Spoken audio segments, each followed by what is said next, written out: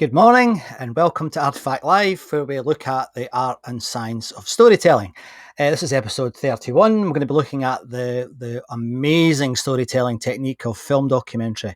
My name's Scott McArthur, and we've been doing this now for 9 months, and it's getting more and more fun getting into the deeper parts of storytelling. So I'm quite excited about today. But let's just check out some bits and pieces before we do start to get into it.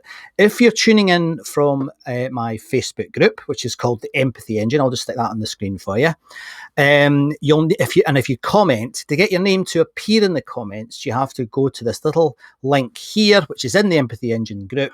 Click that, click, and it'll mean that your name will appear in the chat. It'd be great if you could do that, because it's a bit off-putting when we've just got Facebook user in the chat. So if you could do that, that would be great.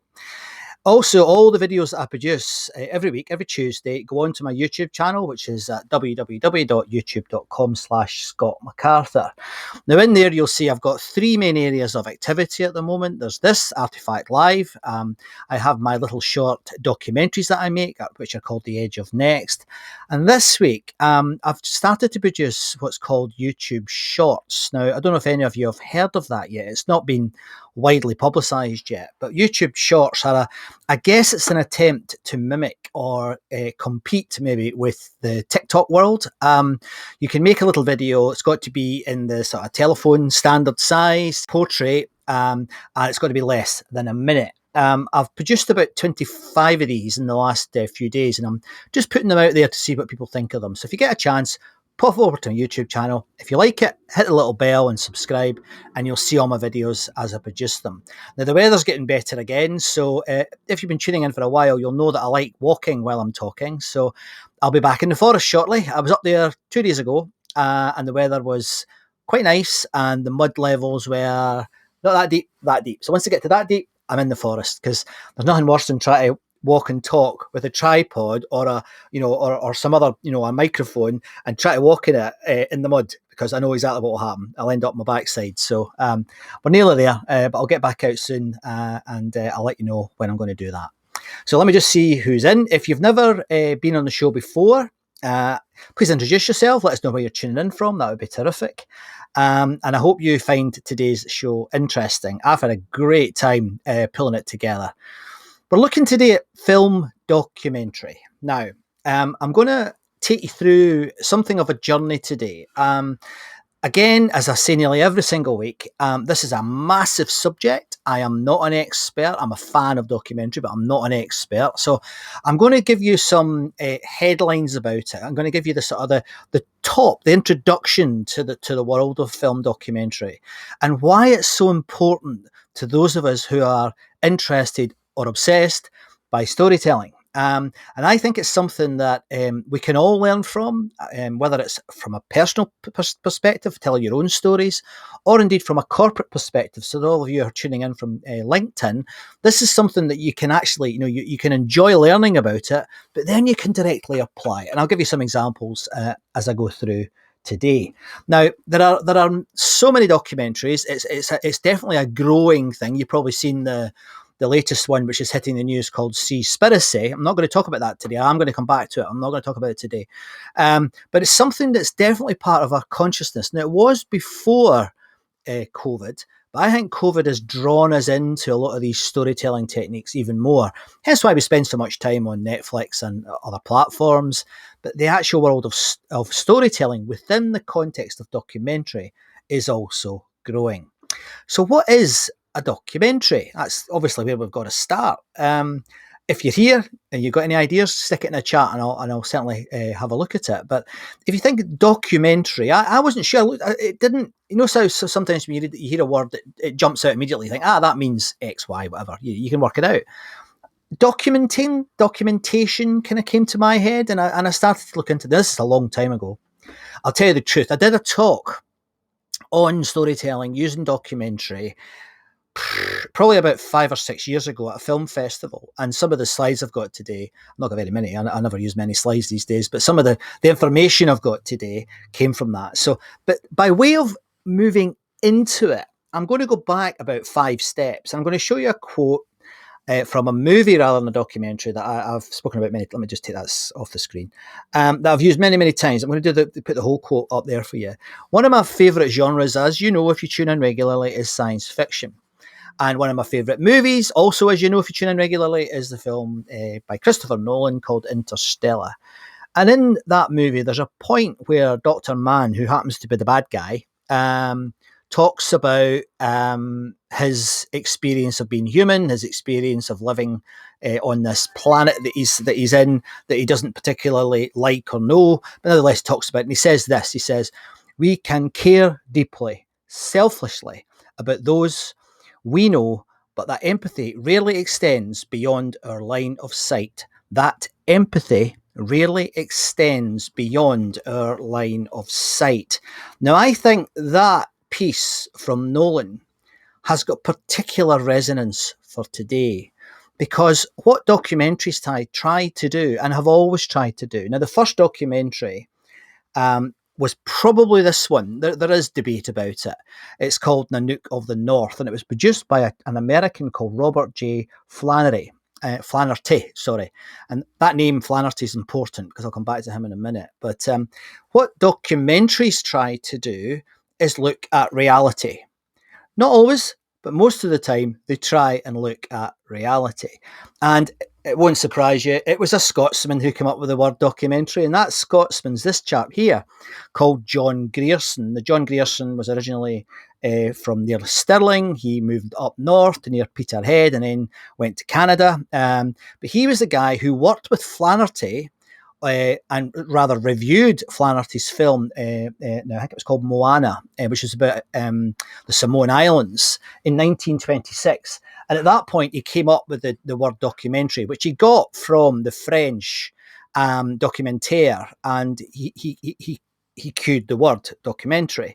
But his definition, I really quite like. Even to this day, I like it, even though the English is probably slightly out of date.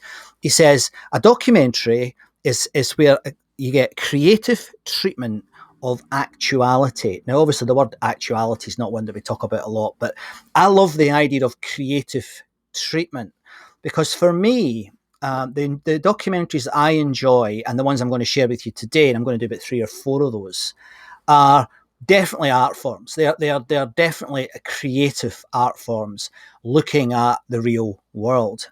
Now, there are documentaries that are about nonsense. Quite often they are in support of nonsense. So it's not always about reality, real reality. It's about personal reality and perceptions of reality.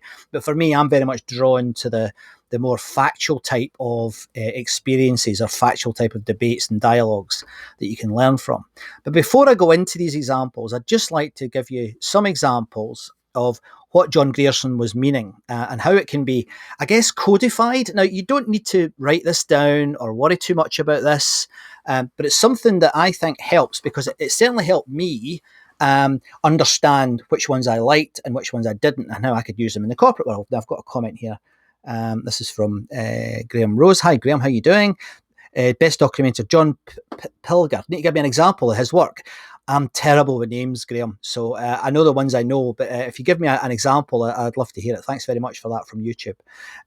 So I'd like to give you. There are lots and lots of definitions of documentary. But this is a sort of an attempt. Now, I've taken this from various books and from people on who are reporting on YouTube on what documentaries are, and I think this is reasonably helpful. Now, I'm not going to spend a lot of time on this. Just going to spend about 5 or 10 minutes on it. But nevertheless, I'd like it to be in the video, because if you go back and you're watching this on rewatch, I think it'll help you get to why I chose the documentaries that I'm going to focus on today. The first one, which is often called verite, which is cinema verite, is what I referred to earlier about truthful cinema. And that's where documentary makers are doing things as it unfolds in front of them. So there's a lot of this in military contexts, and everything just happens in front of you, and it's recording what is happening in front of you. Now, I'm not sure if reality television would qualify as that. I think it maybe did at the beginning, 20 years ago. I'm not sure it does now, because a lot of it's scripted, so it's not really verite. But nevertheless, I guess there was a link at that point. Then there's the idea of docudramas or reenactments. And this is where There isn't any film of the original. This is where you have to go back and make film to actually represent the original thing that happened. And you'll see this a lot in things like the story of Kennedy's assassination, like the American Civil War, like in Scottish terms, the Battle of Culloden. They are reenacted. Now, a lot of these are quite naff. And there's a lot of them, particularly on the likes of the History Channel, which I think are pretty disappointing. But there are some good ones, and I will give you some examples later on. Then there's the one that I've used most in the corporate environment, and that is the talking heads type of documentary. And this is basically interviews where you intersperse your documentaries with something that's called B-roll. Sorry, I should have explained what B-roll is. B-roll, if you'd asked me 18 months, well, not even that, 12 months ago what B-roll was, I couldn't have told you. But what B-roll is little snippets of film made by other filmmakers that you can, or by yourself, that you can drop into your film to represent something. So, for example, if I'm filming, if I get back to my forest and I start to talk about whatever I'm talking about the future of work, the edge of next, etc., I might take some film of the forest itself without me in it, without me saying anything, perhaps capturing the ambience of the forest. And I would use that to insert at the appropriate time in one of my little documentaries. That's called B-roll. So the A-roll is where you're talking to the camera in the talking head type of documentary. The B-roll is where you're helping the viewer understand the context by showing them what's around you. Good filmmakers, I don't put myself in that category. I'm very much an amateur, but good filmmakers are brilliant at it. They will, even sitting here, if they were filming this, they would have already done film of the lighting setup, the microphones and everything else that I'm using. So at the appropriate times when I'm editing this, I could bring this in and bring it to life for you, the viewer. So that's what B-roll is about. Sorry, I should have said something about that earlier. Next up, we have the expository, a film that's designed to retell a story about an event or an issue.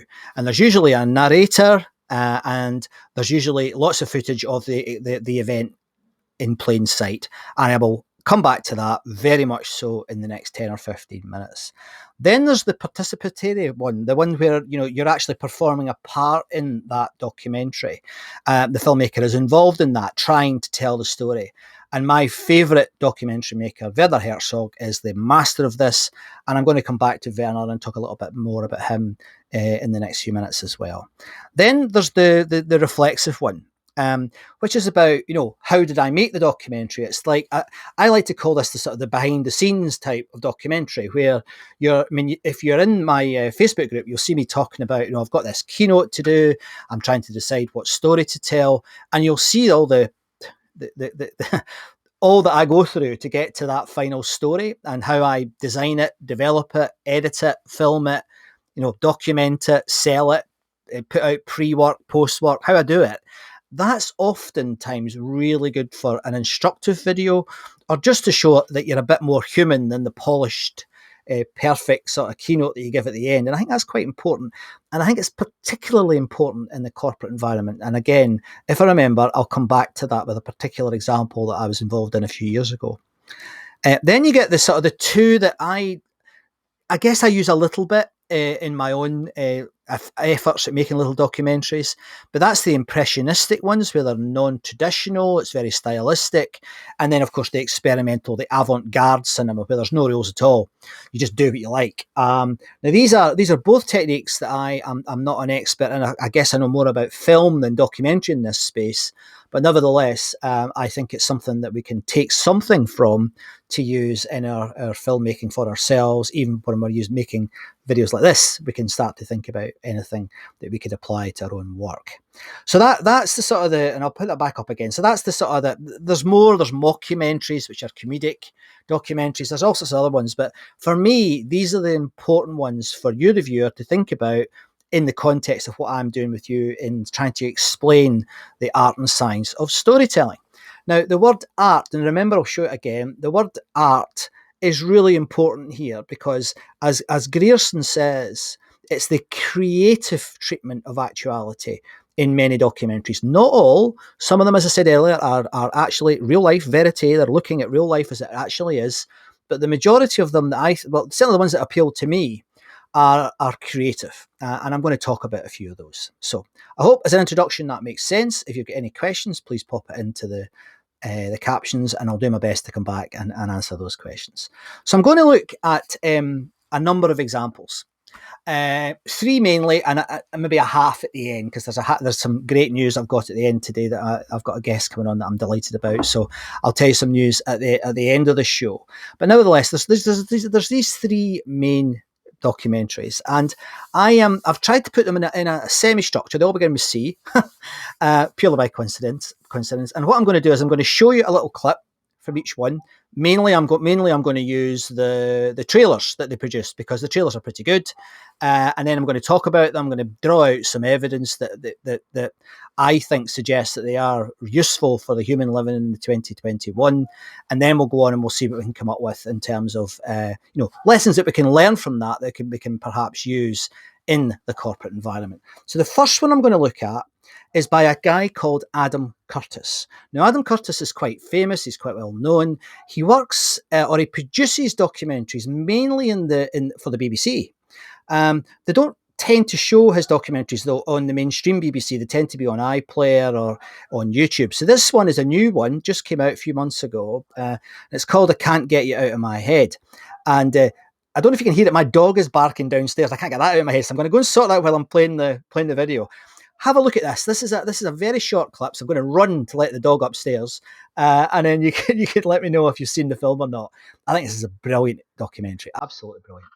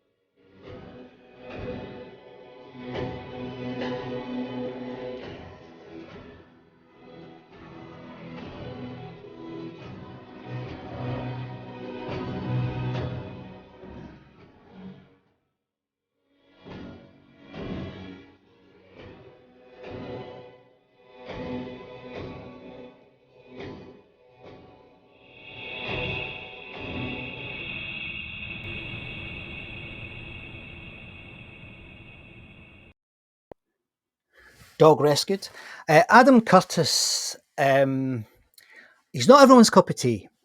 He makes his editing technique is very choppy. Even in that clip, you can see he uses lots and lots and lots of little films. You could say he cherry picks from history to explain something. But I'm really drawn to him because he tries very hard, as you can hear in that, even in that clip, he tries very hard to mix the different storytelling forms. He uses music a lot. He likes to try and find music that represents or is of the time of the documentaries that he's making. He tries very hard to, in this current documentary, I'll show you what he says, actually. I've got it here. He tries to tell the story of today in this particular documentary. He calls it, the story of how we got to the strange days we're now experiencing, and why both those in power and we find it difficult to move on. So he tries to make all his documentaries are like this. They're very thought provoking. They are sometimes. They go, in my opinion, too far. Sometimes they don't go far enough. But he's in a very, I don't say this often, but I think he's brave. I think he makes incredibly brave documentaries that tell incredibly powerful stories. Now, even the visual there in that clip that I showed you of the two girls dancing at the end, that when that was filmed back in the 50s was not allowed. That was against the law. in a car crash in waiting for those people. Terrible, terrible times in terms of sexuality and race. And he tells how this history cannot be ignored. Now, I've said this before on the show. You can't ignore the past because you'll just repeat it. And I know lots of people have said that, and it's attributed to many people. But, and I think Curtis does it beautifully. So what can we learn from Curtis? Well, I like the fact that he uses this edit idea. Now, I've got a friend, Tom Borley, who's a musician, and now he talks about high-performing teams and about energizing teams. And Tom said to me about 10 months ago, he said, look, when you're editing Scott, because he's also been a film editor in his day, film producer, he said, look, the edit is really, really important. You've got to think about, how you edit your stories on film or in writing, whatever medium you're in, to try and get the major points across. And I came to the conclusion, the hard way, making over 200 hours of film in the last 9 months, that the edit is in many ways the story. And I think the way Curtis does it, he does it beautifully. He brings all these disparate parts together. It's a bit like, in my one of the episodes I did previously about science and storytelling, I introduced you to the word consilience. And that's about the likelihood of something being likely to be true is higher where there are multiple disciplines coming to the same conclusion. And I think that's what Curtis does. He doesn't say that. He doesn't talk about consilience. But I think what he's doing is he's looking across time to find story threads to create a new story world. And I think he does it brilliantly. So that's the first one. So if you've never seen that, I do highly recommend it. It's an investment because it's 6 episodes. It's on, I think it's on Netflix right now, and it's well worth investing in. And I watched it. Believe it or not, I watched it in one go because it was about 6 o'clock one night. I had the house to myself, apart from the dog. I switched out all the lights, got a bottle of wine, and I sat and watched the whole thing. And I took a lot of notes because it was powerful. It really was powerful. And one of my tags is, stories can change the world. Well, they can. And I think what Curtis is trying to do is to change the world. He's trying to show us that although today's a difficult time to be alive, it may be not that bad, and it could actually be an emergent time. And I think that's quite a powerful message. Now, the next one I want to do, now this is Werner Herzog. Now, what can I say about Werner Herzog? If you've never heard of Werner, sorry, I forgot. I should look at the chat. Let me have a look. Here we are. There's a few people here. Graham, thank you. Graham's just given me some background about. I know Dirty War, of course. Yes, thanks, Graham. Yes, yeah. I'm terrible with names. It is terrible. So yeah, thank you for that. Thank you for that. Oh, I've got lots and lots of hackers coming in from Twitch. Hello, Twitch. Thanks for all the hacking. That's not what I'm going to engage in, but nevertheless, thanks for being here. So let me go back to the main theme. Werner Herzog.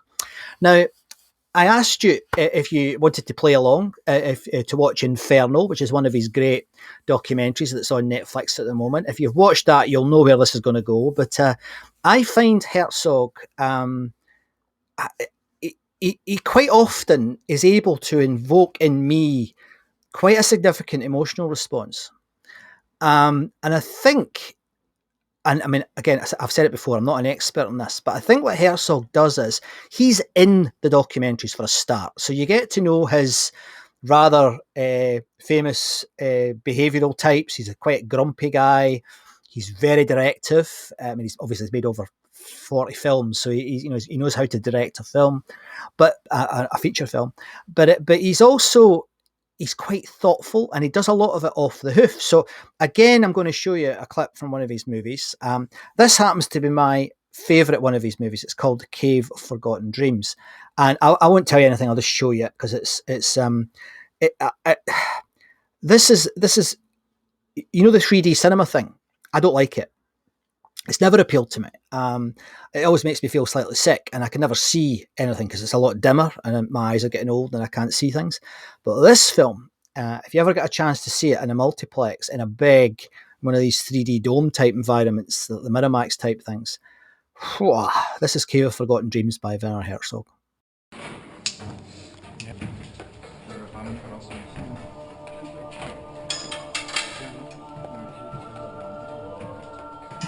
I will take one light as well. So it's 3:05. We have 1 hour.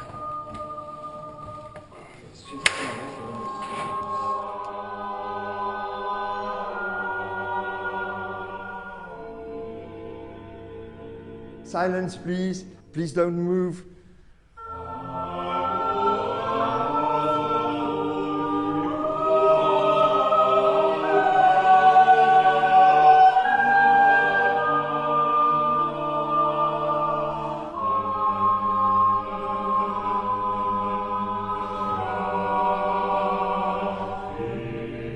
It looks as if it had been done yesterday.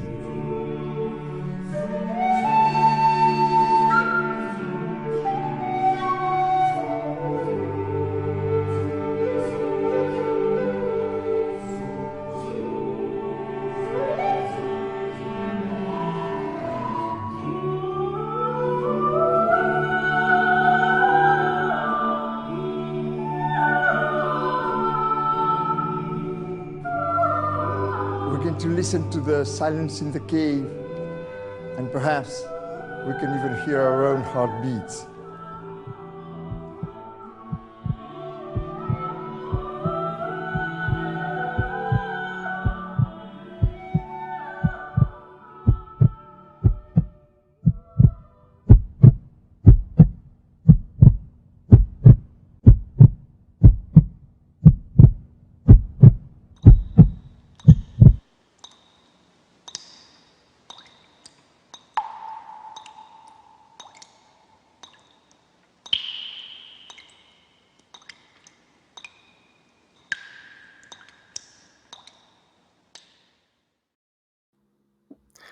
Now, if you've never seen that film, it doesn't matter if you're not interested in archaeology or even history. To watch it and to experience the world through Herzog and his team's eyes is quite something. Now, this is not a one-off. He doesn't just leech off other people's ideas and reflect back secondhand knowledge. He goes into this cave, one of the first people ever to go into this cave.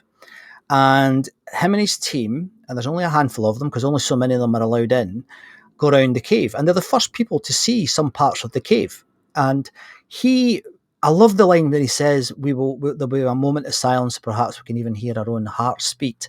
And in the actual documentary, it's quite a long period of silence. Very brave again, very like Curtis before him, very brave. And I love there's two parts that you might have seen. There's a little clip there. There's a man playing a little flute. The flute was found near the cave, and they reckon it's the same age as the cave, and then people who lived in the cave. And the musician, is brought in to make the music that was being played back in the day when that cave was actually painted in the first place. Really powerful. Really, really powerful. And there's so many lessons in Herzog's work. I mean, there's another film he did, which I love. It's called The Abyss. And remember, empathy only extends as far as your line of sight. Well, The Abyss is about people on death row, and they're not nice people, these people that they interview. I mean, there are innocent people on death row, I'm sure, but these people are not innocent people. These are tough criminals. And Herzog interviews them as they're facing the end of their own life. And wow, it really, it's a funny response that can be invoked, because I felt empathy for these people. The monsters, and I think he's able, because I would never meet someone like that. It's not part of my life. But I think having the filmmaker to tell that story of other people and to share how he feels about meeting these other people is extremely powerful. So I strongly recommend getting into Herzog. His movies are a bit more challenging sometimes, not to everybody's taste, but his documentaries, I think anyone who really wants to learn about storytelling and goes in with an open mind can get a lot from Herzog. Some people say he's quite pretentious. I don't agree with that. I genuinely think he means what he's saying, so I don't think he's pretending. I think he genuinely thinks that there are stories to be told in these odd and wonderful places. I'll end the Herzog part by just saying there's another one of his films which is about using mobile devices whilst you're driving. The name is just going right out of my head, but if you Google that or YouTube it, you'll find it. And it's freely available on YouTube. It's only 28 minutes long. I dare you to still use your phone if you ever do after having watched that particular documentary. It's brutal. And Herzog can make that type of brutal film. Really can. Really, really can. So that's the second one. Now, the third one Oh, talk about brutal. If you are slightly, you know, upset by things like animal cruelty, I don't recommend this film to you. But my artifact this week came from this film. Those of you who are more observant will know I always wear these things on my wrist. And this particular one here, can I take it off? Yes, I can. I've not had it off for years, so it might break. This particular one here is called the Dolphin Project. And if you spin it around, his name's probably come off now. No, the name's still there. It's by, and there's a guy, that blue, you can't see it, it's not good enough resolution, is by a guy called Rick O'Barry. Now, I had never heard of Rick O'Barry until I saw this film. And honestly, I was brutalized by this film. I couldn't cope with it. It took me, I can even feel the emotions coming back now because it is such a terrible example of how bloody stupid people can be. Let me show you the clip first, and then we'll have a chat about it. Now, The Cove isn't for the faint-hearted, and the director, and I'm not quite sure how to pronounce his name, I think it's Psihoyos, he was the fella with the white hair and the blue shirt in the film. He does a brilliant job. Now, that trailer is deliberately made, I think, to encourage people to watch the film. The film is nothing like that. It makes it look like almost like a spy novel. Now, there is an element of that. The film is about basically the Japanese trade in dolphin meat and also SeaWorld. I've got to watch what I say, I guess, but SeaWorld and how they acquire their dolphins. And it is utterly brutal. And the people who were doing this, were doing the fishing and capturing these poor animals, were violently against Rick and the team doing their job and coming in to see what was actually happening in this sort of really powerful example of, storytelling from a documentary film perspective. And the story of their covert operations is all very well, but I think the visuals, the sea running red with the blood of dead dolphins and the screams of the dolphins will live with me forever. Emotions, off they go. It is that type of documentary. I've never had that from a film, a fictional movie. Even my favourite fictional movies, which do invoke emotion in me, have never had the impact that this has had on me. So, again, I would urge you to watch it, maybe with one eye. But it's as brutal as anything. It's funny, isn't it? They say, well, you care about animals, you don't care about humans. I don't agree with that either. I think the more you care about animals, the more you appreciate humans and care about them. So it's a beautiful, beautiful film. And Rick at one point says, if you aren't an activist, you're an inactivist. Now, isn't that poignant for what we've lived through in the last 12 months with all the issues around the pandemic, with Black Lives Matters, with the we movements and all the other things that are going on. I think Rick did hit the nail on the head quite a few years ago, so I recommend that documentary to you. So what about all of this? What can you do with it? Well, I think for me, it's mainly about, learning, and learning is one of the most important things for any storyteller. You need to learn about how others are experiencing the world so you can explain that or understand that, much more important, and even more than that, have empathy for people who you're never likely to meet and whose experiences you're never likely to experience. And that's why I get frustrated when, documentaries tend to be from one perspective. I like where there are two or three released together.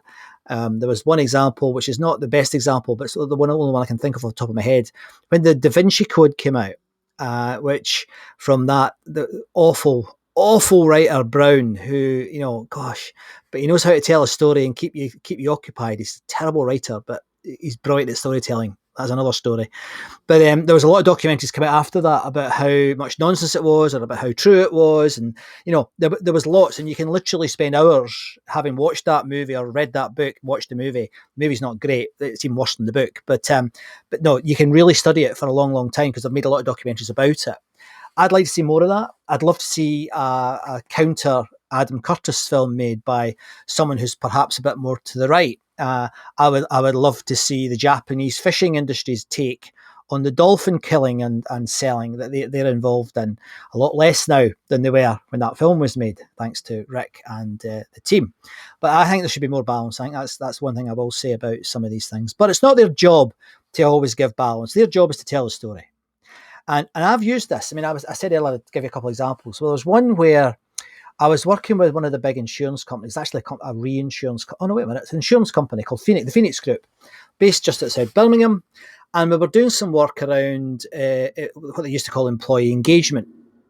And I thought, well, we're doing all these interviews to try and I guess it was a survey of some sort. And I wanted to tell the story of the survey, but not just publish the usual results, where you have graphs and lots of numbers. So I got the idea from, I don't know if you've seen the Tears for Fears video with just their faces with the black backgrounds and they fade in and out as they're singing the song. I wonder if we could do that. So we did. Now, I can't show you because I can't find it. I'll come back to it and show you another week. But nevertheless, it was about 20 people telling the story of how they felt about working at the Phoenix Group. And it was really successful, really successful. Another example, which I was quite proud of, and I can't show you that because I don't even have it, but I was working with a company called TNT. The haulage company who do lots of the, moving parcels around the country, etc. And the chap who ran TNT at the time, I think he's moved on now, but he was quite creative. And he wanted us to come in and help him understand what a day in the life was like working at TNT. Now, it was before, show my age, these things. So what we did was, well, at least these things having any quality to them. So what we did was, we gave them all little handheld cameras and off they went. And they had to tell their story a week in the life of a driver, a delivery man, delivery woman at TNT. It was fantastic because it really gave the management, the leadership, a perspective on what it was really like to work in that organisation. So these are basic techniques taken from the world of documentary filmmaking that you can use. So I think it's very powerful. I think there's lots and lots of lessons here for anyone who's working in the corporate environment or the personal development world. Documentaries can really help you understand things. So I hope you found it interesting. I'll just check to see if there's anybody else put any comments in the chat. Oh, I'm getting lots of spam, guys. Graham's saying, thanks. Scott does not appreciate the literary output of that. Yeah, I don't. I think he's terrible. Because what he does is, you go, and this is a pen. And in a film, you don't need to say, this is a pen, there's ink in it, it's got a black top, but he does. It's terrible. Anyway, not a fan. But I do appreciate him as a storyteller. So it just shows you that a bad writer can be a good storyteller. As I said earlier, I might have to come back to that and explain that a bit more, but it's so true.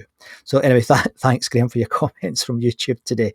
I will finish with something else, and it's another documentary. And it's one that has had phenomenal impact. And as you know, I always finish the show by encouraging you to go out and find your own stories. And one person who did that was a guy who wrote The Inconvenient Truth, Al Gore. We didn't write it. He worked with others to produce The Inconvenient Truth, which has a fundamental impact on how we regard pollution and climate change on the planet, right? And one of his lines in that I use myself quite often when I'm speaking was from Upton Sinclair, who was a journalist, and it says, "It is difficult to get a man to understand something if his salary depends on his not understanding it." And I'll say that again. It is difficult to get a man to understand something if his salary depends upon his not understanding it. So what Gore did in that documentary was he linked climate change and pollution to the fact that, in order for us to actually address this, we're going to have to take on our own experiences of the world. We're going to have to change the way we work. It could cost us our livelihoods, but it's so important we've got to do it. Now, that documentary is good, and I recommend it. It won an Oscar, and rarely for a film that wins an Oscar, I agreed. And it's a terrific piece. But what's really interesting about it is Al Gore was never particularly famous for his speaking, his presentation technique, his ability to orate, to share messages. He was an okay politician. He probably won the election. But nevertheless, he wasn't famous for it. But one day he came across someone called Nancy Duarte. Now, Nancy, who runs the Duarte company, I first came across her about 20 years ago when I was working at KPMG, and she wrote a book called Slideology about why, if you're going to be presenting, it shouldn't be the old-fashioned sort of PowerPoint bullet point type thing. You need to think about the narrative and the pictures and the messaging and all the rest of it. And I won't go into that in detail. She's also written some brilliant books, one called Data Story, about how to use data and to communicate data rather than just giving tons and tons and tons of graphs like the British government did during COVID. And she's also written the standard Harvard Business Review book about how to create a powerful presentation. And she her and her team coached Gore through producing a presentation that ultimately became The Inconvenient Truth. And the big news is that I asked Nancy if she would like to come on the show, and she said yes. So Nancy's going to be coming on the show. Not got the date yet. We're just working on the date just now. I only got notification this morning that she's going to come on. But Nancy's going to come on. Now, this is terrific because I have spoken to Nancy in the past. It was a long time ago when I was in consulting, and she was very helpful. I don't know if she remembers me at all, but she's a very, very interesting person and I think she's the best presenter, certainly coach of presenters on the planet. So I really hope that you will tune in for that, and I'll announce it in the next few days, I hope, once her team get back to me with a date. So watch out for Nancy Duarte. The other thing that's happened that's also great news. I've been looking for some of my contacts, some of my people I've worked with or I've met or I've interviewed over the past few years that I think have something to say about story that's not always obvious, that can challenge us. Have you ever heard of Dunbar's number? Well, that's from a professor of psychology, evolutionary psychology, from Oxford, called Robin Dunbar. Now, I met Robin about 6 or 7 years ago when I interviewed him for something, and I've asked Robin to come on, and he's also said, "Yeah, I'll see what we can do. Let's try and make it work." So I'm hoping to have Robin on as well, which is fantastic because he's a fascinating guy. He is from the academic world, so there's things I'd like to talk to him about. That communication in the academic world. I've spoken a lot about how difficult it is for scientists to seem to come down to us mere humans level to communicate with. So I might talk to him about that. But that's coming up soon as well. So I'm looking forward to meeting Nancy properly on here and then reacquainting myself with Robin. So I hope you found this week useful. I've loved it, and it was terrific going back into some of these documentaries that I really love, because certainly Cave of Forgotten Dreams, I must have watched that 50 times. I really do like that, but I'll get back to that again, I'm sure. I might even watch it tonight again, because it's sort of, I'm quite intrigued by it again. It's one of those types of films that you can go back and watch many times. So I hope you found this week interesting. I'm not 100% sure what I'm going to talk about next week. I've got about 5 ideas I'm working on, so I need to decide which one I'm going to focus on. So I'm going to, funny enough, I know the next 6 after that, but I don't know what the reason is. A guest dropped out for next week that's coming back in 2 months, so I've got to come up with something for next week. I've got an idea, but I'm not going to tell you what it is yet. But before I go, just to remind you, and I say this every single week, watch out for the stories in your life this week. Because those stories could be the ones, a bit like Rick and the Cove, a bit like Adam Curtis, and I can't get you out of my head, a bit like Herzog and the Cave of Forgotten Dreams. Those could be the stories that change the world. Thanks very much for tuning in. My name is Scott McArthur, and thanks for listening and watching to Artefact Live, the art and science of storytelling. I'll see you next week. Bye-bye.